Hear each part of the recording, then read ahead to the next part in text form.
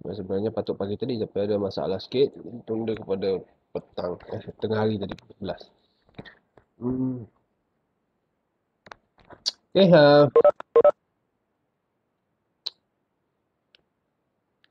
hmm, jumpa dekan tadi sebab kita nak minta keluar sebenarnya. Mana kita dapat offer yang lebih baik kan. Kita dapat offer di UKM.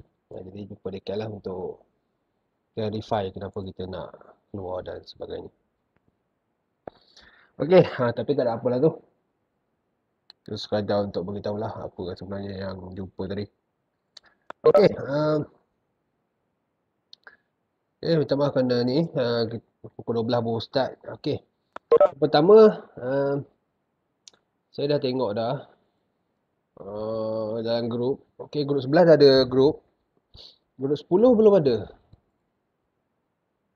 Okey, grup 10 boleh buat grouping. Ke dah ada?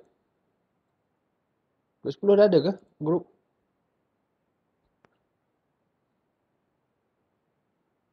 untuk PST?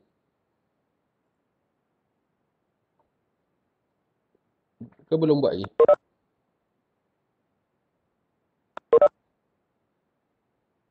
Siapa-siapa daripada grup, daripada section 10?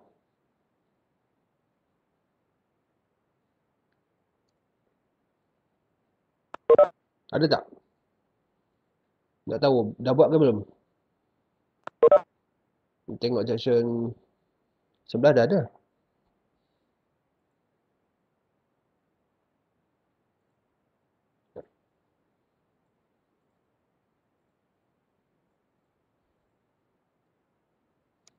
Grup 10.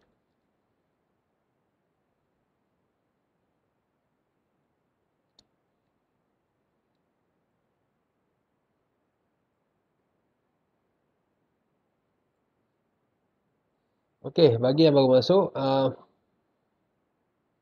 okay, yang pertama tengok tentang grouping lah, grouping group. Kalau grup 10 belum ada grouping, mohon ni lah. Mohon buat grup. Contoh, ni kan. Ni. Grup 10 belum ada. Grup 11 dah ada. 11 dah ada sini. Ini 11. Okey, itu yang tentang grouping. Ada sini grup 10, ada sini apa? Section 10. Ada tak? Ada doktor, ada. Belum buat grup eh?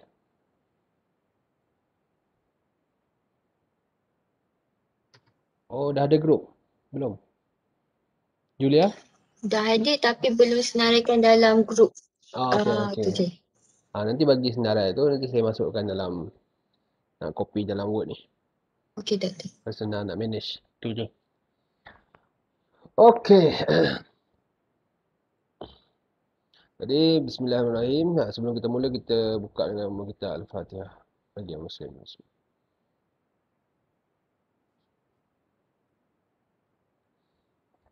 Okey.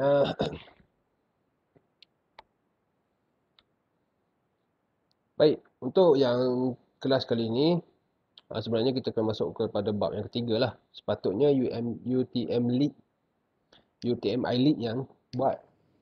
Tapi memandangkan dia orang tak sempat, dia orang suruh lecturer uh, apa, manage untuk minggu ni lah.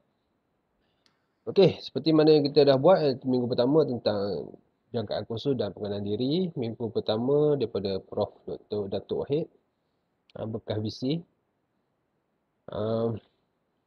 Dan kita dah buat hantar ulasan webinar. Kemudian bab kedua daripada Prof. K, Prof. Kamarul Zaman. Okey, tentang pemikiran sains dan teknologi. Okey, saya harap kamu fahamlah tentang tentang bab satu dan bab kedua. Jadi minggu ni kita masuk kepada bab yang ketiga. Okey. Nah, begitu juga section 10 dan section 11. Semua sama masuk kepada bab yang ketiga.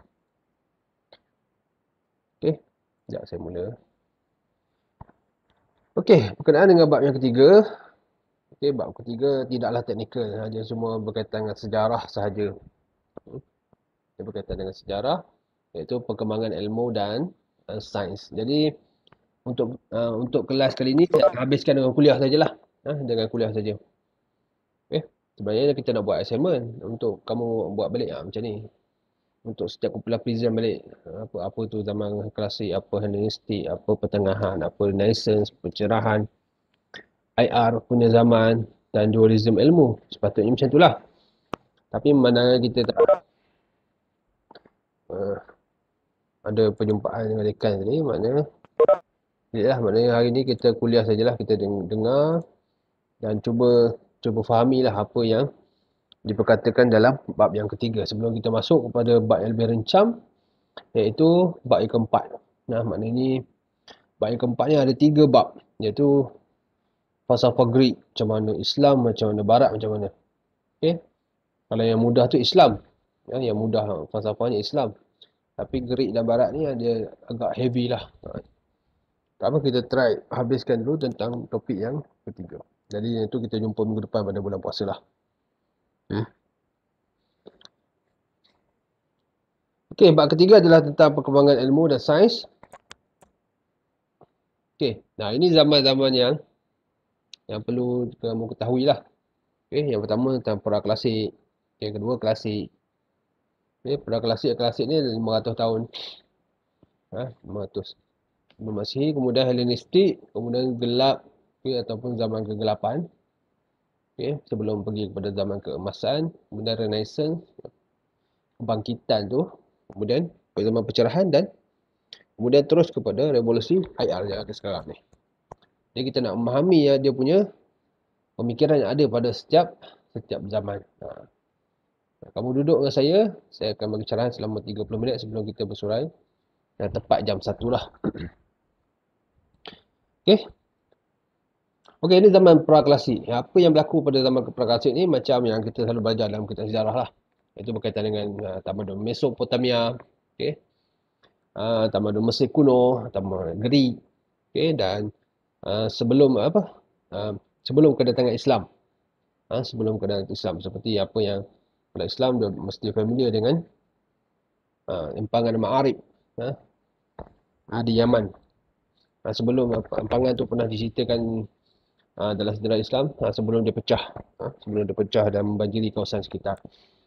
Okey, ini tentang tamadun-tamadun yang pada zaman pra-klasik. Jadi kamu tengok Mesir, Greek, tamadun sebelum Islam dan Mesopotamia, masuklah Babylon dan sebagainya lah. Okay, ada beberapa kata kunci yang kita boleh tengok dalam ni. Contoh Mesopotamia, ada Babylon. Mesir kuno, tamadun Mesir kuno, yang piramid dan sebagainya. Kemudian tamadun Greek, okay. Kemudian tamadun Arab sebelum kedatangan Islam. Itu kata kunci untuk perkembangan pra-klasik. Okey, dia punya turutan dah macam ni. Mesopotamia, kemudian lahir pula Mesir Purba dan kemudian pergi pada tamadun Greek. Daripada sebelum Masihi sampailah kepada 529 Masihi. Itu perkembangan daripada zaman klasik. Ini dia punya timeline lah. Yang ke masa. Okey, tamadun Mesopotamia. Saya percaya benda ni dah diajar di sekolah.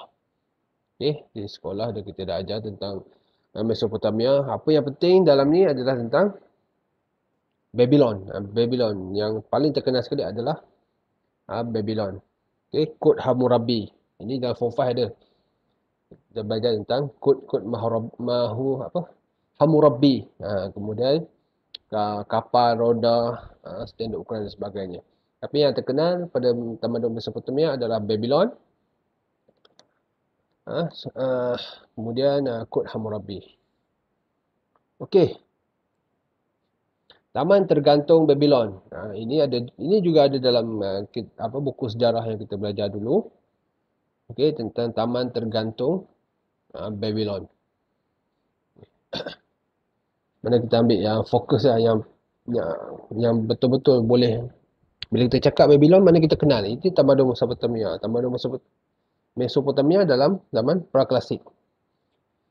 Okey, apabila merujuk kepada tamadun Mesopotamia, okey, dalam mana-mana tamadun pun dia mestilah berkaitan dengan sungai ataupun apa dia punya uh, sumber laut ataupun sumber air.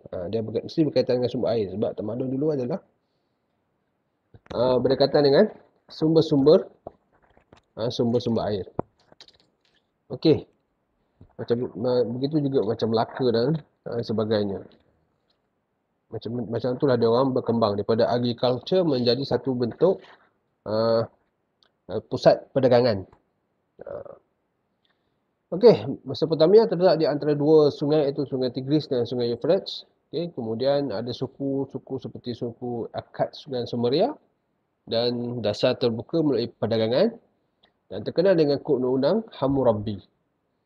Okey, jadi ini benda yang asaslah bagi satu tamadun, berdekatan dengan sumber air dan menjadi pusat perdagangan.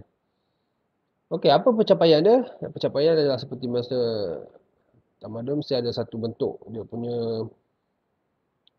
punya sumbangan kepada dunia melalui tamadun, satu-satu tamadun lah. Kalau Mesopotamia ada terkenangan zigurat. Zigurat ni macam bila kita tengok di Mexico dan tamadun Maya kan. Okey, suku kaum Maya. Dia buat persis macam Mesopotamia buat. Okey, dengan zigurat sebagai tempat ibadah dan simpan khazanah. Kemudian ilmu astronomi dan penciptaan roda. Dan seterusnya kita beralih kepada tamadun Mesir. Mesir, bila kata Mesir adalah berkaitan dengan Sungai Nil. Sungai Nil. Okay, Mesir di Afrika berkaitan dengan Sungai Nil. Terbentuk berdekatan dengan Sungai Nil. Okay, begitu juga tamadun Mesopotamia berdekatan dengan Sungai Tigris dan Sungai Euphrates. Okey, Mesir dia berasaskan kepada Firaun. Firaun ni dia punya gelaran depan lah. Firaun. Kemudian ini tamadun Mesir purba. Okey, tamadun Mesir bila kita tengok, okey tadi Mesopotamia ada zigurat. Okey, kalau Mesir dia ada piramid. Itu yang popular lah, popular. Mesopotamia ada kod Hammurabi. Yang ni ada penciptaan kertas dan papyrus. Kalau tadi Mesopotamia ada penciptaan roda dan sebagainya. Okey, jadi benda-benda ni adalah benda-benda yang telah kita pelajari dalam pelajaran masa sekolah menengah lah sebelum SPM. Okey. Dan kemudian kita pergi pada tamadun Gerik. Tamadun Gerik, bila kata Gerik ni boleh kita relate kepada Greece lah. Sekarang yang ada sekarang ni Greece lah. Okey. Tamadun Gerik bermula pada 600 sebelum Masihi hingga 529 Masihi.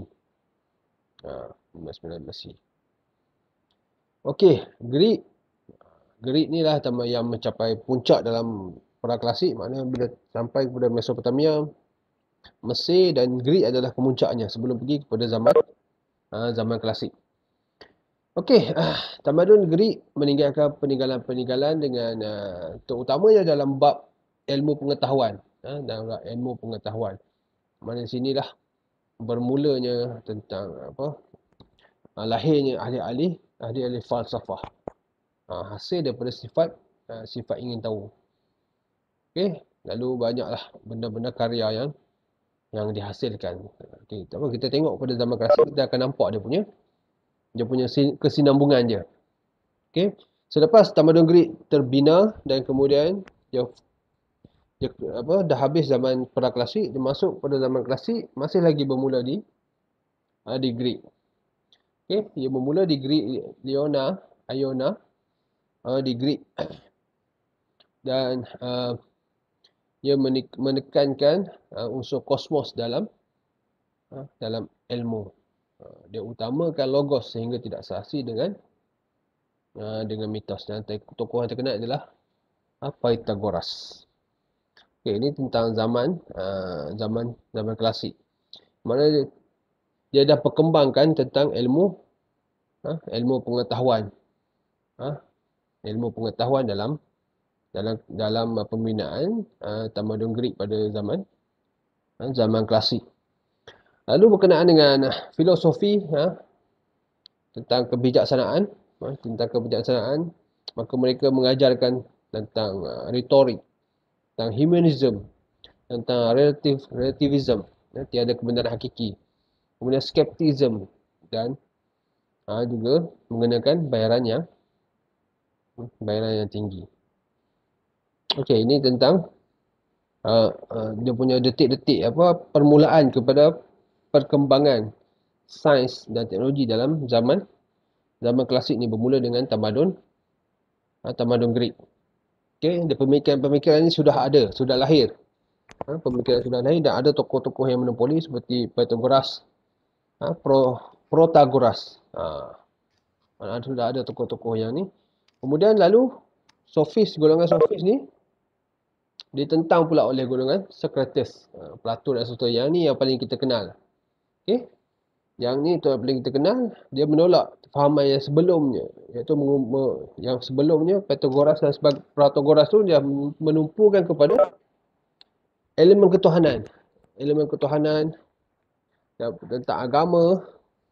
Tapi bila masuk Socrates, Plato dan Aristotle ni lebih menumpukan terhadap ilmu falsafah.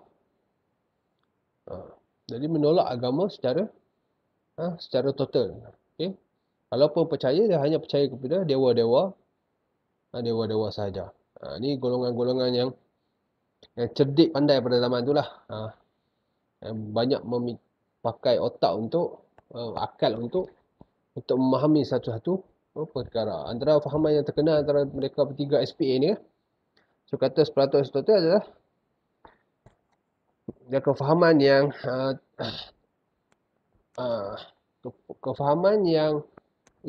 seakan-akan percaya kepada Tuhan. Tapi dia tidaklah secara detail. Okay? Sebab dia berfikir mengasaskan pada falsafah. Dia kata alam yang ada sekarang ni bukanlah alam yang hakiki. Yang ada sekarang ni adalah alam yang yang bukan sebenarnya. Ada alam lain yang sebenarnya. Dia seakan-akan ada kefahaman tentang agama tu, tapi dia tidak sampai kepada tahap tu sebab dia tidak ada satu landasan. Dia tak ada satu guide untuk pergi kepada balik Islam tu, ataupun balik agama tu. Sebab dia fikir berasaskan kepada otak ataupun ilmu falsafah tu sendiri. Okey, dan pada zaman Greek ni lah, bentuk negara kota, kemudian Dewan Perhimpunan. Jadi kalau kamu nak tahu lebih detail, kamu boleh tengoklah dalam filem-filem yang dihasilkan yang mengambil tentang norma orang yang Greek. Seperti contoh filem Alexander Greek. Filem-filem yang berasaskan kepada tamadun Greek lah. Saya tak ingat ada filem dia. Tapi kalau pakai baju betul, ada macam lelaki pakai skirt tu, tu ia dah tu. Kemudian kalau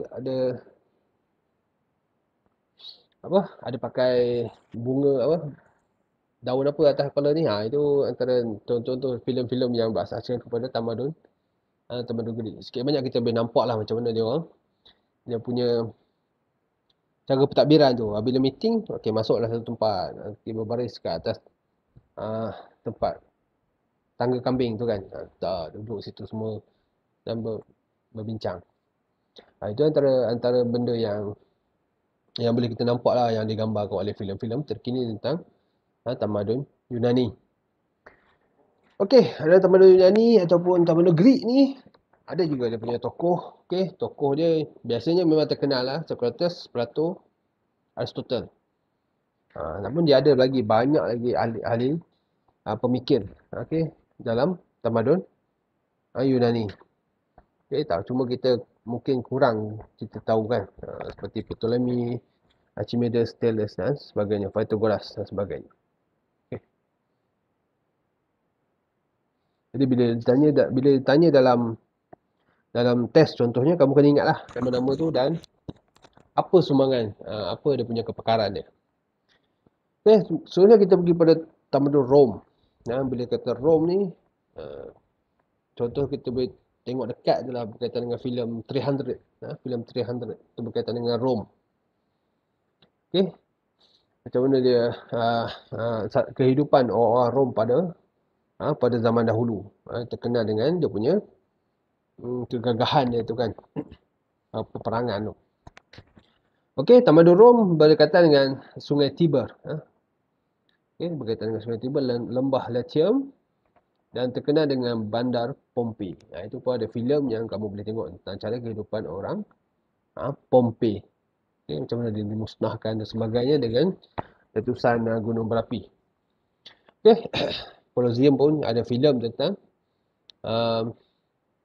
apa, macam mana dia orang menggunakan Colosseum tu untuk tengok pertarungan dan sebagainya. Macam mana cara berperang orang Roman. Baik. Okey, dan antara pencapaian dia adalah seperti yang mudah kita detect adalah tentang Colosseum lah. Itu antara pencapaian yang paling yang ada sampai zaman sekarang lah. Mana kita boleh tengok lah. Kat Itali kan contoh, kita pergi Itali. Kalau kamu pernah pergi Itali, saya tak pernah pergi. Kalau kamu pernah pergi, kamu tengoklah tentang Colosseum tu. Teater pahlawan Rom bertarung ataupun gladiator itu bertarung dalam tu. Baik. Kemudian dia selesai zaman klasik iaitu zaman Greek dan juga zaman Rom. Kemudian pergi kepada zaman Hellenistik. Zaman Hellenistik. Okey. Mana dia ada perubahan daripada Rom ke Konstantinopel. Mana itu dah bermula zaman Hellenistik. Okay. Mana dia berubah daripada Rom ke Konstantinopel. Ataupun pada zaman sekarang dia adalah di Istanbul. Istanbul. Mana dia bebaskan oleh Muhammad Al-Fatih. Muhammad Al-Fatih membebaskan kota Konstantinopel dan menukar nama kepada Istanbul. Tapi sekarang ada nama Istanbul. Di Turki sekarang lah. Itu macam mana perubahan zaman Hellenistik. Okey, kalau zaman Hellenistik ni mana ilmu sains dan teknologi itu semakin rencam. Banyak sekolah-sekolah ataupun institusi yang berkaitan dengan falsafah ditubuhkan. Okey, cuma dia zaman ni tak sedetail lah. Dia tak secara detail. Dan dia cuma fokus kepada perubahan tapak kerajaan tu daripada Rom pergi kepada Konstantinopel. Okey, Konstantinopel kalau kamu nak tengok sekarang adalah Istanbul yang ada pada masa kini lah. Okey. Tapi bukan bentuk sekarang lah. Mana bentuk yang dahulu lah. Yang dikenali sebagai Konstantinopel. Macam mana sukarnya tentera Islam nak tembus, nak tawan Konstantinopel tu, macam tu begitu gagahnya kota Konstantinopel pada satu zaman dulu. Beberapa ratus tahun daripada zaman sahabat sampai daripada zaman sahabat Nabi sampai kepada zaman Muhammad Fatih baru boleh tawan. Mana berapa kali percubaan tu, berapa kali misi umat Islam nak tawan Konstantinopel tu sampai zaman Muhammad Fatih baru dapat tawan. Nak tunjuk berapa gagahnya kota tu lah. Nak tembus tu pun dah ada berapa layer lah. Dan kisah yang terkenal adalah ketika penaklukan Muhammad Fatih kepada Konstantinopel adalah dia bawa kapal laut tu naik ke atas gunung dan kemudian luncurkan kembali ke sebelah laut sanalah. Sebabnya dia tak boleh lalu di tengah-tengah tu sebab ada rantai besi yang kukuh di tengah-tengah tu, dia halang laluan kapal masuk. Jadi macam mana dia nak masuk? Dia ikut bukit dan dia turun kembali. Yang dia turun ke belah yang satu lagi. Itu yang terkenal lah. Itu lah begitu kukuh lah dia punya kubu tamadun Konstantinopel ataupun tamadun Rom pada masa itulah. Okey, kemudian kita pergi kepada yang keempat adalah zaman pertengahan Eropah ataupun zaman keemasan Islam. Okey. Bila kita pergi kepada Eropah, dia ada dua kata kunci yang penting, iaitu tentang ekonomi Okey, dan juga gereja. Okey, ini yang awal. Ini yang awal. Ataupun kita boleh ambil gereja tu dulu. Gereja tu dulu. Gereja tu sebagai pusat ilmu pada awal pertengahan Eropah. Sebelum dia bangkit memisahkan antara peranan gereja dengan ilmu. Tapi pada zaman awal, zaman pertengahan ni, gereja masih lagi memonopoli apa ilmu yang orang Eropah nak belajar. Okey. Dan kemudian sains dah ada tapi masih pada peringkat yang rendah. Kemudian suasana yang seperti kata tadi adalah tentang sikap negatif gereja tu, okey, terhadap ilmu. Maka suasana tu dia tak menyokong perkembangan sains pada masa tu. Okay, bahkan gereja satu ketika dia menganggap ilmu yang bukan berasaskan pada Kristian ni sebagai sihir dan sebagainya. Jadi dia tak sokong benda tu. Sebelum dia lebih sokong pada era yang seterusnya, setelah berlaku pemisahan antara pihak gereja dan juga ilmu. Dia tak ada kuasa anatomi dalam menentukan ilmu-ilmu yang boleh dipelajari ataupun disebarkan di Eropah. Okey, ini tentang gereja, jenis-jenis gereja dan sebagainya. Macam mana gereja membuat hukuman dan sebagainya.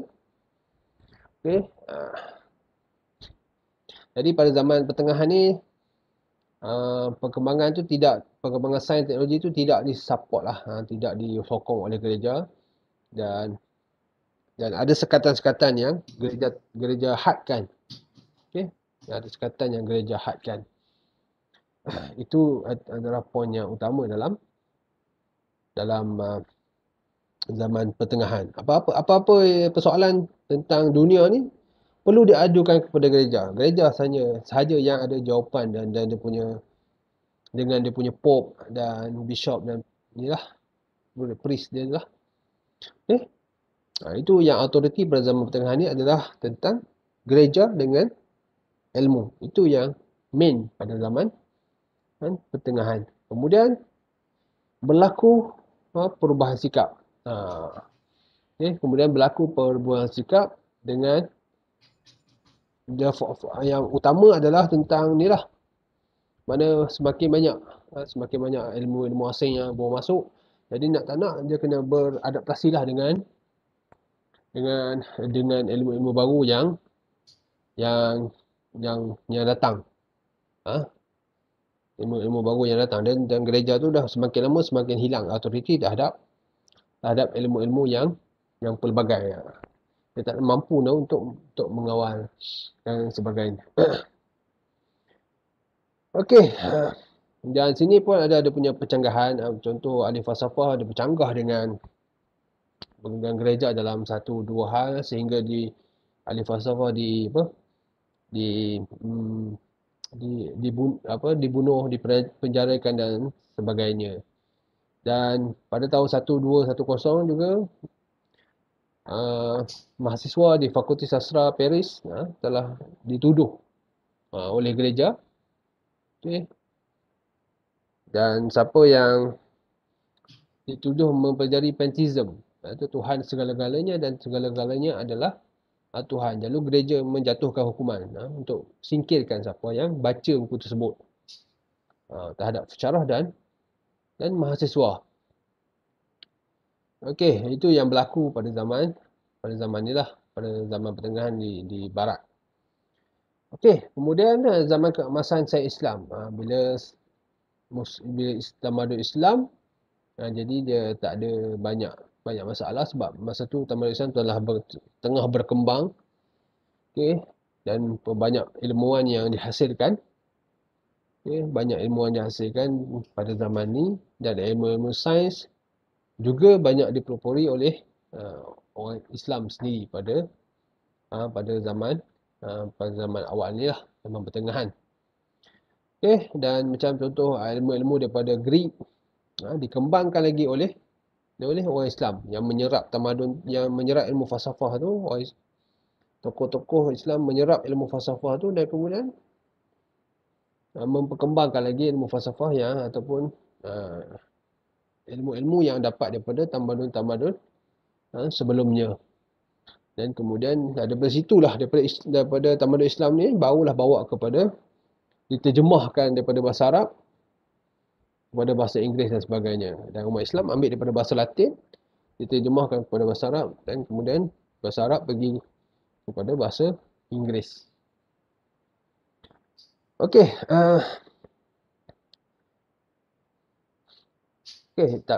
yang paling penting adalah untuk tamadun Islam ni macam mana ilmu tu boleh berkembang. Yang pertama mestilah daripada anjuran Al-Quran dan hadis, ataupun daripada anjuran wahyu daripada Tuhan sendiri yang suruh manusia itu belajar. Kemudian tentang zaman kehebatan tokoh Islam pada zaman tu. Ramai tokoh-tokoh yang hebat pada zaman tu. Jadi ini menghasilkan banyak karya dan banyak hasil-hasil inovasi pada zaman tersebut lah. Okey, kemudian ini antara pusat perkembangan. Okey, biasanya tajuk ni masuk dalam exam lah, dalam test pertengahan semester. Okey, pusat perkembangan kaum pusat perkembangan ilmu ketika tamadun Islam, iaitu di Baghdad. Okey, Baghdad, Dimashq ataupun nama lain adalah Damsyik di Syria. Kemudian Cordova ataupun dalam bahasa Arab adalah Kurtub. Okey, dan Kahirah, Kahirah di Mesir. Jadi kita ada 4 tempat, iaitu Baghdad, Iraq, Dimashq, Syria, Damsyik di Syria, Cordova di Spain, dan Kahirah di Mesir. Itu 4 pusat perkembangan ilmu, dan setiap pusat tu dia punya kelebihan tersendiri. Dia ada kelebihan tersendiri dan dia menghubungkan antara satu tempat dengan tempat yang lain. Macam Cordova maknanya dia pusat Islam bagi Eropah lah. Kahirah Mesir di Afrika, ataupun untuk Asia sekali. Biasa Asia memang pergi kepada Mesir lah.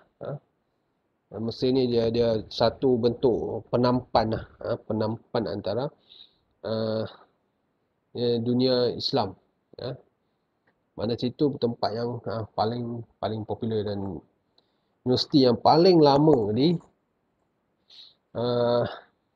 di Mesir.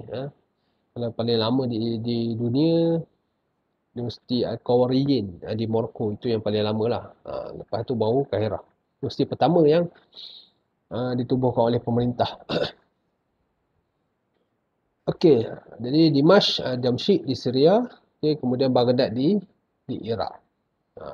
Jadi ini tempat utama ketika perkembangan ilmu di tamadun Islam. Okey, kemudian kita pergi kepada zaman Renaissance, iaitu zaman kebangkitan lah, katakan. Zaman kebangkitan. Okey, dia permulaan kepada zaman moden. Okay, dia bermula selepas implikasi perang salib. Perang salib, kemudian kejatuhan Konstantinopel. Okey, kejatuhan Konstantinopel, dan kemudian pada tahun 1492 Yahudi dan Mesir dihalau dan dirampas teknologi, ilmu dan sebagainya. Ini dia penaklukan oleh Barat kembali. Barat nak kuasai ilmu tu. Inilah dia punya rentetan, menang perang salib dan sebagainya, dan kemudian rampasan teknologi, ilmu dan sebagainya. Okey, jadi ini adalah faktor Renaissance, macam mana orang Barat tu boleh naik dengan mendadak lah selepas perang salib tu. Okey, maknanya peranan PMP, kemudian pencetakan, perkembangan intelektual dan tukar gaya fikir dan budaya, kesenian dan juga ekonomi. Ini adalah faktor-faktor yang ada. Okey.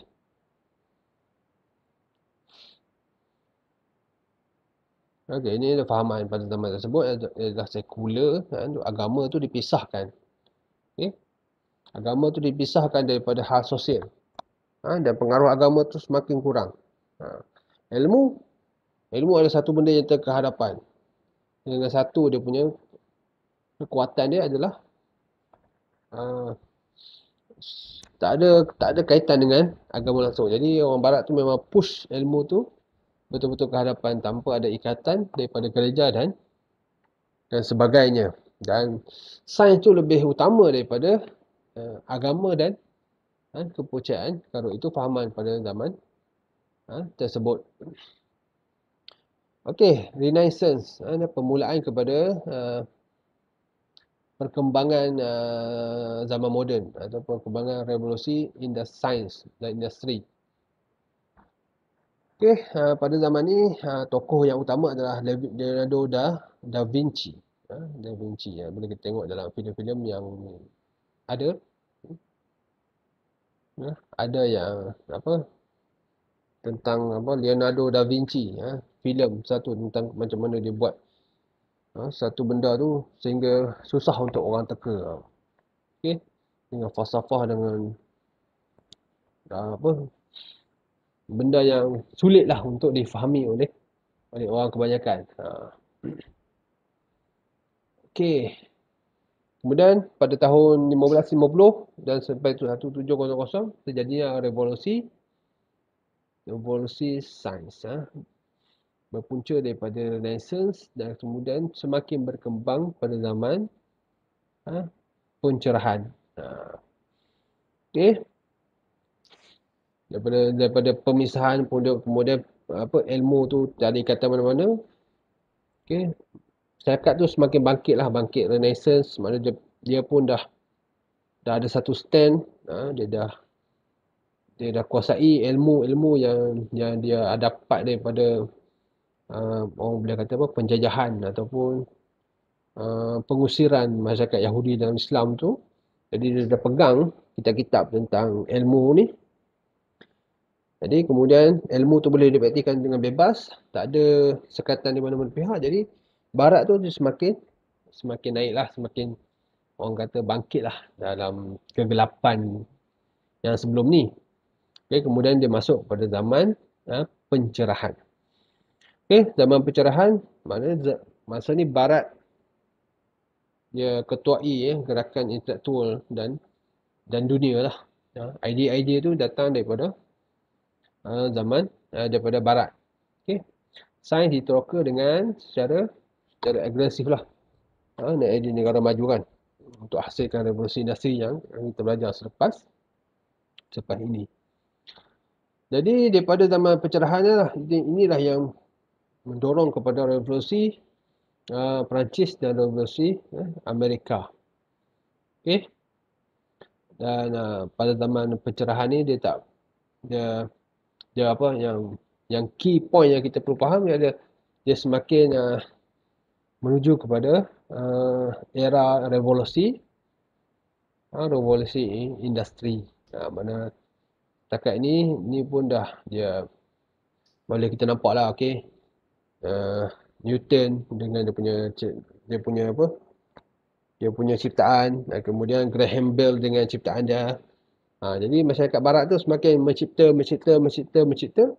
Jadi dia semakin dia keluar daripada kejahilan tu.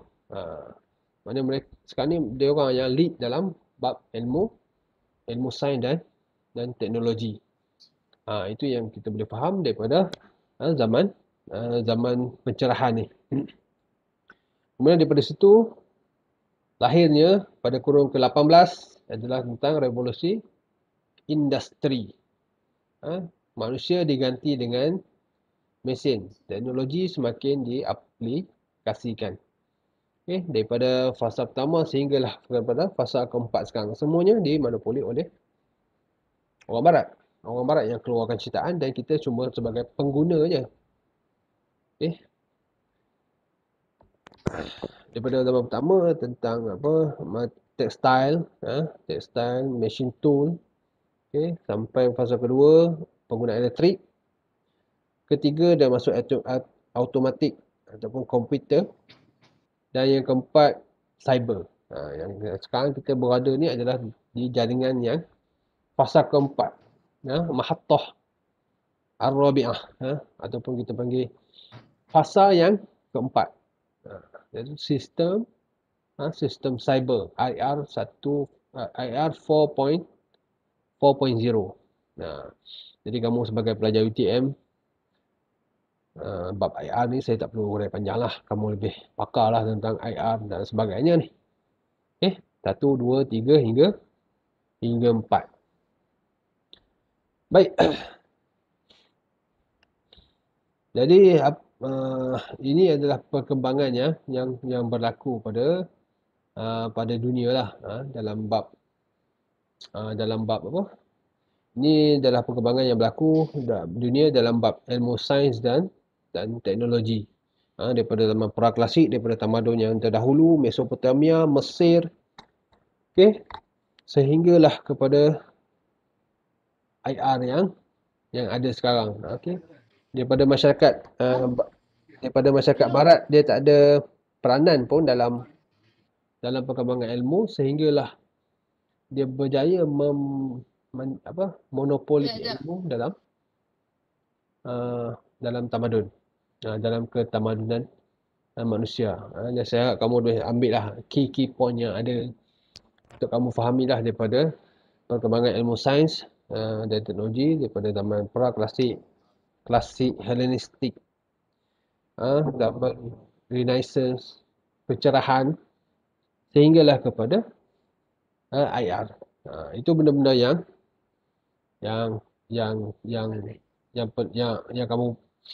kamu boleh ambil lah, sedikit sebanyak intipati berkenaan dengan macam mana sains tu berkembang sehingga kini. Baik. Okey, sebagai kesimpulannya, perkembangan pemikiran sains bermula sejak zaman praklasik hingga zaman perindustrian. Saya tak bagi detail lah. Okey. Dalam masa terhad ni saya telah sebutkan tentang kata-kata kunci yang kamu boleh take note untuk faham. Okey, ini zaman praklasik, ini klasik, ini Hellenistik. Okey, dan pencerahan dan sebagainya. Okey, jadi supaya kamu nampak macam mana ilmu tu transform, beralih daripada satu kegemilangan pergi kepada satu kegemilangan lain sehingga dimonopoli oleh pihak barat sampai sekarang. Dan ini membuktikan ilmu dan sains itu berlaku sepanjang zaman. Dengan adanya pemindahan ilmu daripada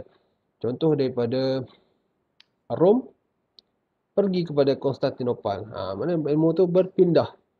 Konstantinopel ditawan pula pergi kepada Islam pula. Jadi ilmu tu memang berpindah daripada satu tamadun kepada tamadun yang lain. Okey. Itu sahaja daripada saya. Saya harap kamu semua boleh faham. Kalau tak ada banyak pun, saya harap kamu boleh tahulah dia punya key point dalam setiap tamadun tu supaya kamu boleh nampak lah. Macam ni caranya ilmu sains teknologi tu berkembang pada zaman dahulu. Okay.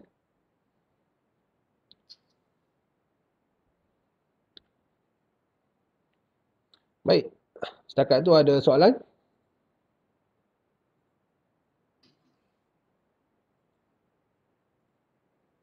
Dia dah masuk tengah hari ni. Makan nasi belum?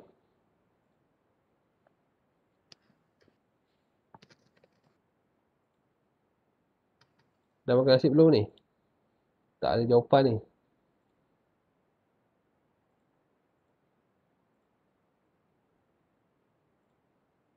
Belum lagi. Okey.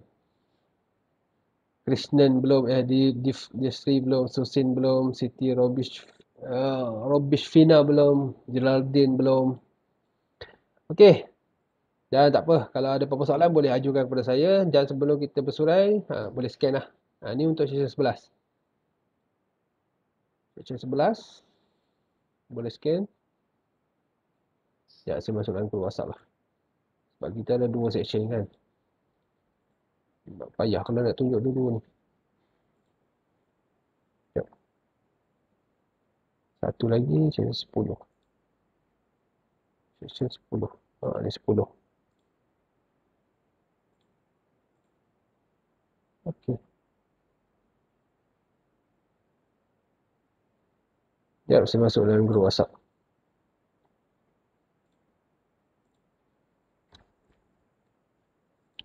10. 10. Lagi saya letak nak e-learning sama. Jangan risau.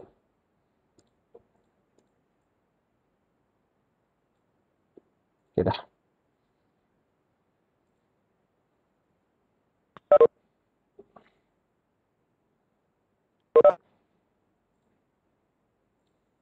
Okey. Ada apa-apa soalan lagi? Sebelum kita bersurai, 8 minit lagi. So far tak ada. Okay.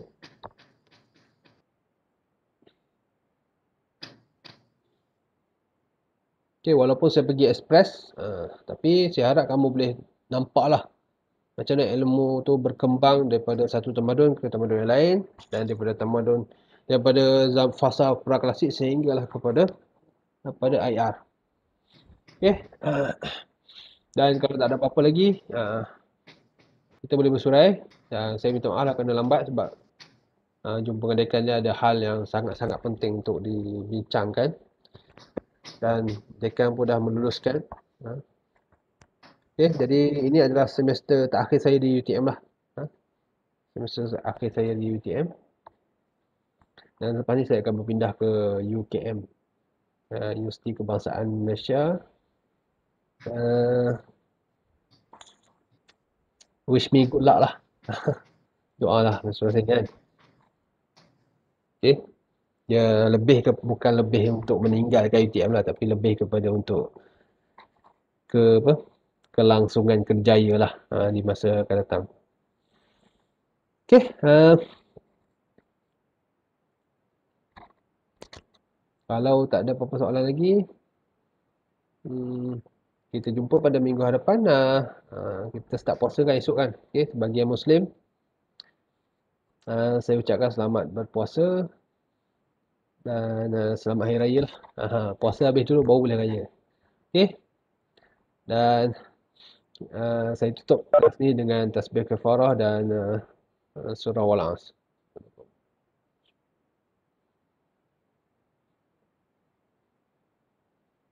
Ya, Assalamualaikum warahmatullahi wabarakatuh dan selamat sejahtera.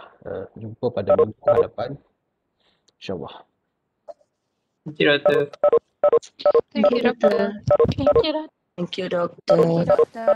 Thank you, Doctor. Okay, welcome. Thank you, Doctor.